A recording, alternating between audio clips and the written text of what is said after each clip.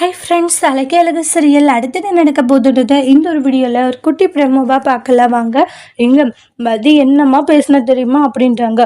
ஆமாம்மா, ஏன்னா மதி பேசுனதை கேட்டு எனக்கே ஒரு நிமிஷம் ரொம்பவே ஷாக் ஆயிடுச்சுன்றாங்க. ஆமாங்க, எனக்கே ஒரு நிமிஷம் மதி பேசுனதை கேட்டு மதியா பேசுறது இது அப்படின்ற மாதிரி ரொம்பவே அதிர்ச்சியாக தாங்க இருந்துச்சுன்றாங்க. ஆனால் மதி பேசுனதுல என்னங்க தப்பு? ஒரு தப்புமே கிடையாதுன்றாங்க.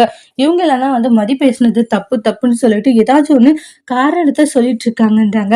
ஆனா மதி ரொம்ப சரியா தாங்க பேசினான்ட்டாங்க. அதெல்லாம் நம்மளுக்கு தெரிஞ்ச விஷயம் தானே மலருன்றாங்க. ஆனா நான் ஏதாச்சும் சொல்ல வந்தா நீ மாறிட்டியா, அவ கோவிட்டா அப்படி இப்படின்னு அத்தை அதுக்குமே சண்டைக்கு வராங்கன்றாங்க. மலரு, ஒரு கொஞ்ச நாளைக்கு நீ எதுவும் பேசாத சைலண்டா இருக்கிறது உனக்கு நல்லது இல்லைன்னு வச்சுக்கோங்க. தேவையில்லாத அம்மா இதை வச்சு உங்ககிட்ட பிரச்சனை பண்ண வருவாங்கன்றாங்க. ஆமாங்க, நீங்க சொல்றது சரிதான். இதை வச்சே கண்டிப்பா அத்தை என்கிட்ட பிரச்சனை பண்ண வருவாங்கதான்றாங்க. ஆனா சுரேஷ் பண்ணது தப்பு. சுரேஷ் அடிச்சதுனால மதி அடிச்சான்றாங்க. எங்க இந்த மாதிரி நம்மளுக்குள்ள ஒரு நாளும் ஒரு பிரச்சனையும் வந்ததே இல்லை இல்லைங்கன்றாங்க.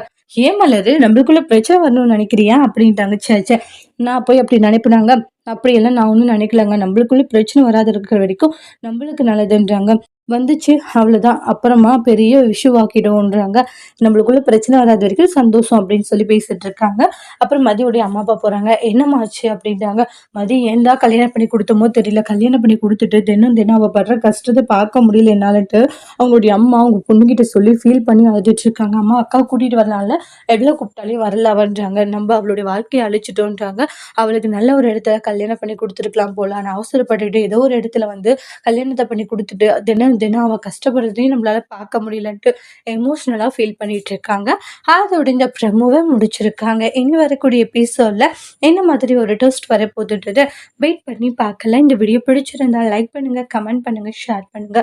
மறக்காம நம்ம சேனலை சப்ஸ்கிரைபர் பண்ணிக்கோங்க. Thank you friends.